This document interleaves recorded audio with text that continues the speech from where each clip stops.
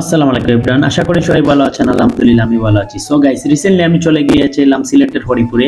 আর অনেকদিন পর, দীর্ঘ প্রায় 3 মাস পর আপনাদের হরিপুরে, যেটা আমাদের তারুনিয়া রেস্টুরেন্ট এবং আশেপাশে যেগুলা রেস্টুরেন্ট আগে ছিল ওইগুলো আবার চালু হয়েছে।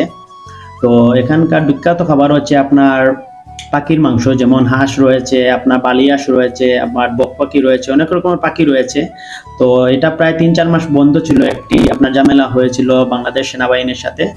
তো আমি আমার ফ্রেন্ড মিলে চলে গেলাম। আর আমরা 2-3 জন ফ্রেন্ড ছিলাম। আমরা 2টি বাইক দিয়ে গিয়েছি। তো দেখতে পাচ্ছেন আমার সামনে রয়েছে বালিয়াস, ও আরেকটি দিয়েছিল যেহেতু আমি আঁশ খাই না, আমি তার জন্য অর্ডার করেছিলাম মুরগি, দেশি মুরগি ছিল।